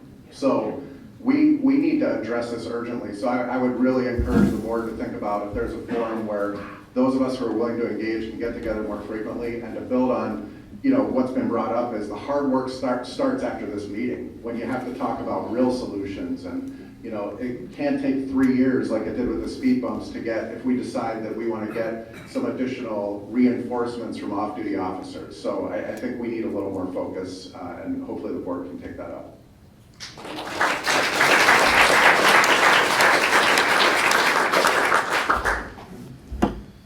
Hello, my name is John. First I want to give a big shout out and thank you to the folks in blue. We really appreciate you, and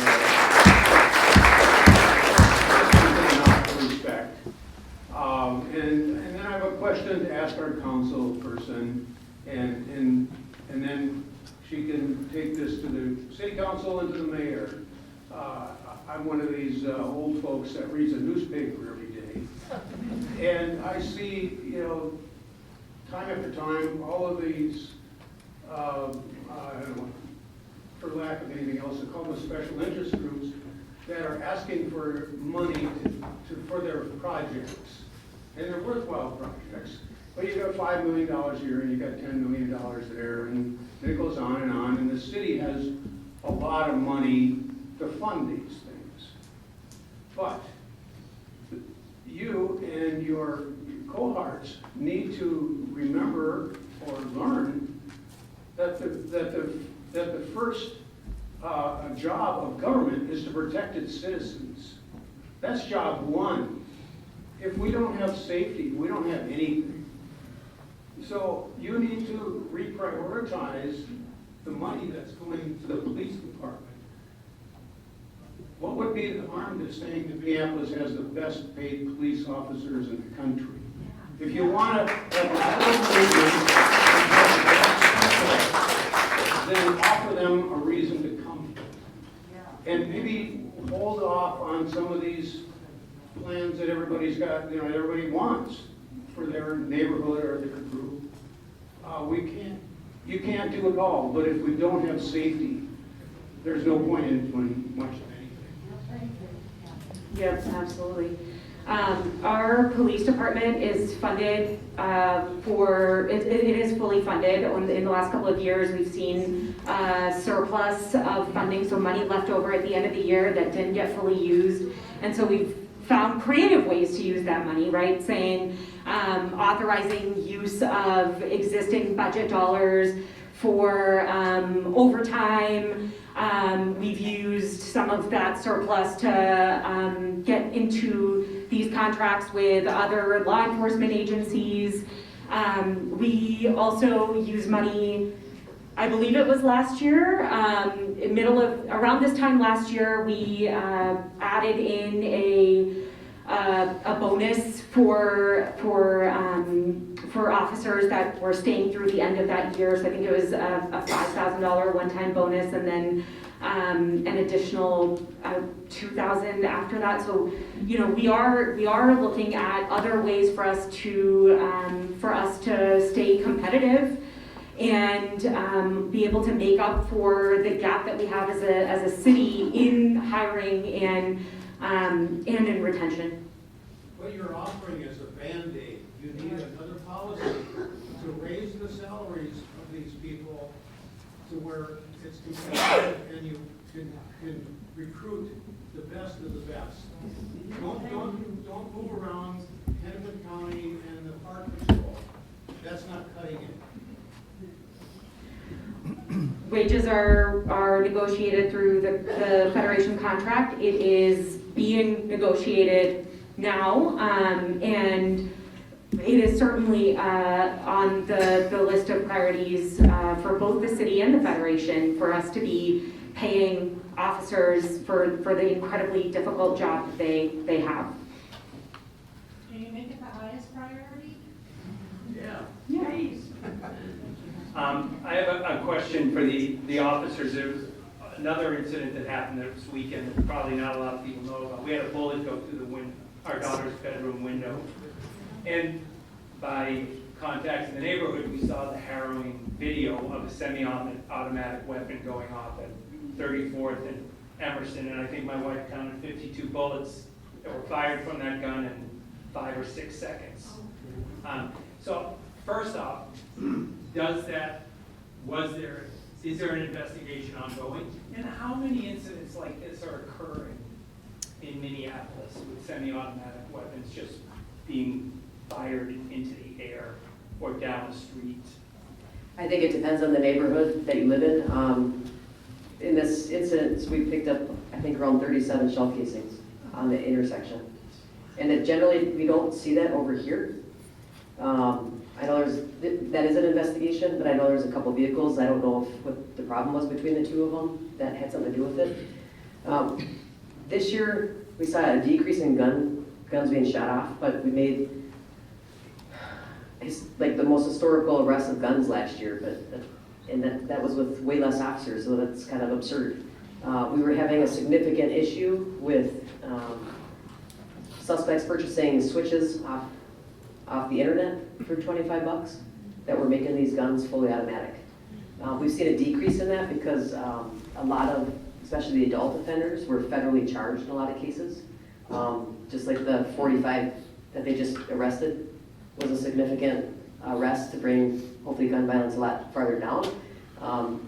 But I'm not naive that where one goes to jail, another one doesn't try to take your place.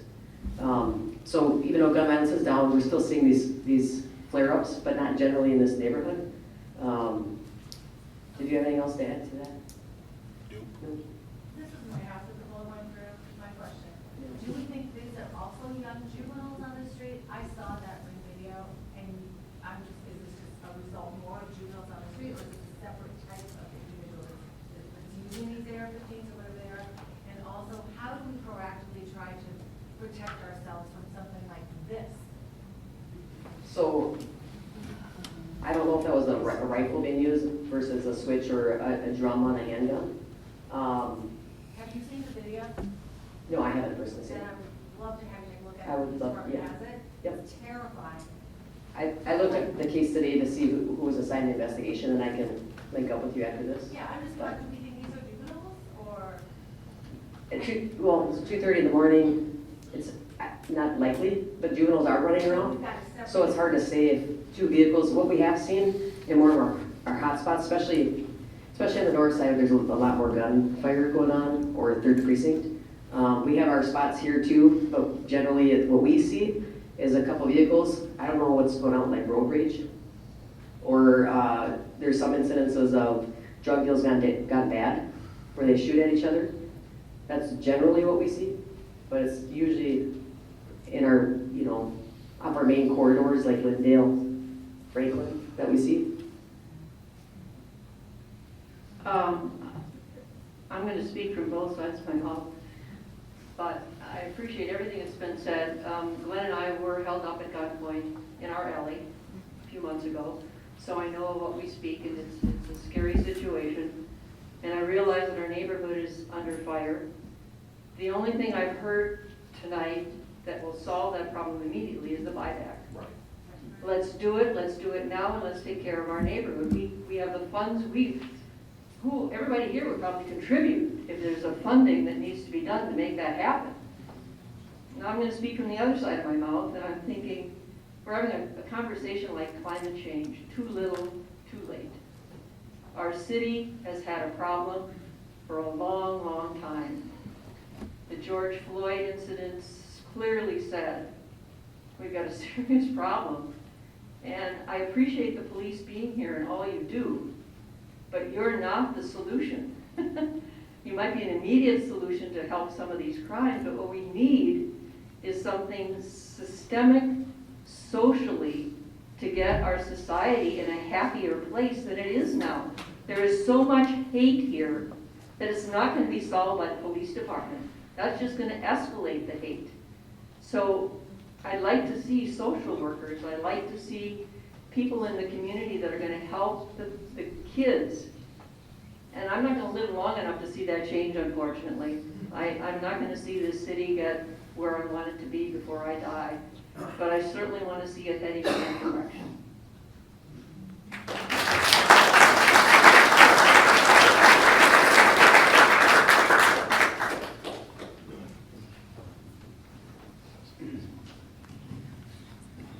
Does this work? Yeah, I guess so. Piggybacking on the first thing she said, I thought I heard you say that in order for us to get the buyback, Councilwoman Chughtai has to approve it. Councilwoman The Chughtai. council has to approve it. Pardon me? The full council has to approve it. So it doesn't go through you first? No. Yeah. It's a form. She says it does. Oh, that's the cameras. That's the key, Yeah. that's the other. Yeah, it'll go before the full council. The full council. So it'll come through our city. I apologize, I misled you. The So camera thing goes through. my question to Yeah. you, as our councilwoman, hearing what you're hearing tonight, and knowing that you are our elected representative, will you support that? Say it. Yeah. Say it. Yeah, I'm very happy to work with you on getting your buyback contract prepared and ready to go so that we're not waiting 6 months, 8 months before something is ready.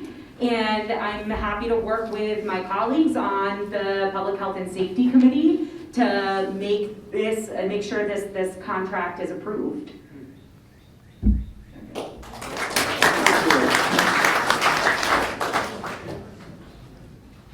Sorry, I'm moving fast. I have a crazy idea, which is not unusual for me, but if the idea of putting 13, 14, 15 years old in the prison system isn't really that appealing to me. You know, I don't want revenge. I just want it fixed. Is it possible that these kids if we're dealing with the same little rascals over and over again, can we as a neighborhood file a restraining order against them? And so that if their electronic detection, phone or otherwise, shows they're in the neighborhood, you can just pick them up before they do anything?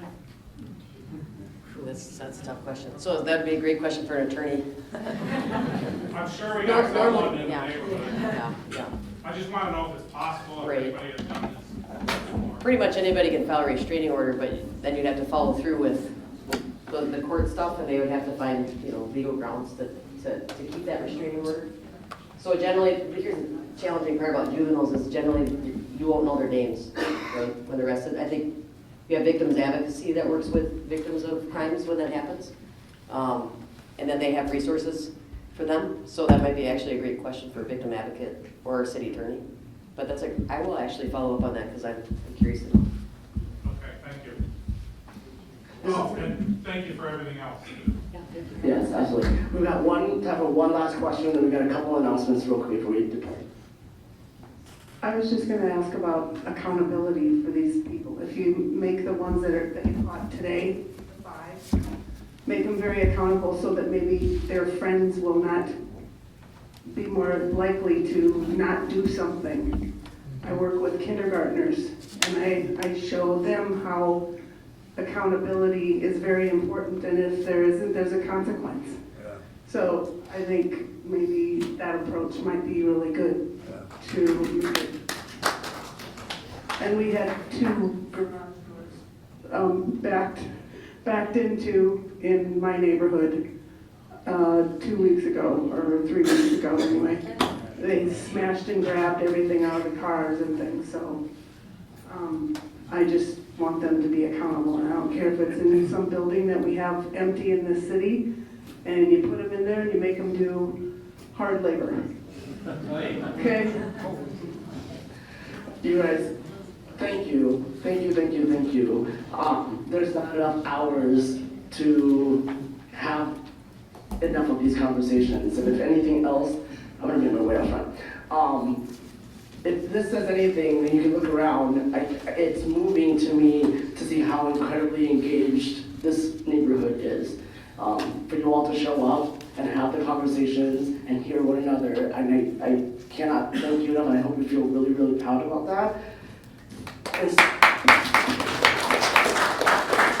Officer Mike Frye and Inspector Blackwell, thank you both for being here. I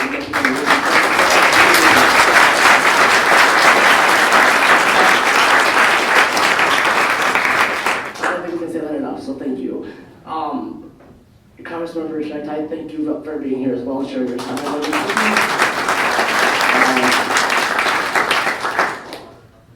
Councilmember, yep. So I wanted to add one thing. The week that is public or police week. I was just gonna say that, so. Yes, plug, please. This next week is Law Enforcement Memorial Week. And we are having an open house at the 5th Precinct on May 17th that put this guy in charge of, so it better be great. I know it will be. It'll be from 4 to 6 p.m. Whatever you say, ma'am. I like that, right? Gotta behave like my husband. So, May 17th, 4 to 6 p.m., I will send the flyer out. But lastly, I just want to say thank you for having me.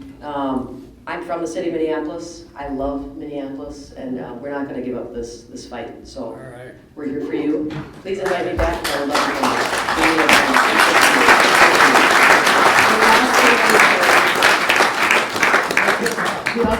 the last thing I want to say is we want this conversation to not just end tonight. That's the important thing. I'm going to hand it over to Carrie to talk a little bit about. She's our co-chair for our Livability Committee, and she's going to share with you that Livability Committee meeting.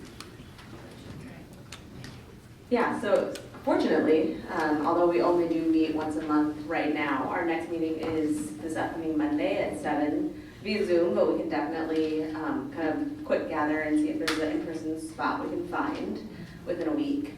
And perhaps at that particular meeting, if for those of you who are passionate about actually taking some action and contributing some of your time, which is much needed because there's only a few of us up here, we'd love to have you there, and hopefully we can form some subcommittees, have more frequent meetings, and just kind of brainstorm what we can do together in the near term, while I know we all can make progress on something in the long term as well. Cool. We'll send that out with all of the links. Yeah, yep. So how do you get that email? If you aren't already part of our mailing list, again, our website is eastbdemakaska.org, and you can sign up for that mailing there. We do send a monthly newsletter. We've got a bunch of stuff. One of the things that we're doing is also a public safety event in partnership with South Uptown coming up later this month as well. So there's a lot of stuff. We want to get more engaged. As part of why we're here, we love this connected community. We're going to make it that way, and we're going to keep it that way, you guys. So thank you. Have a great night. Thank you for being here.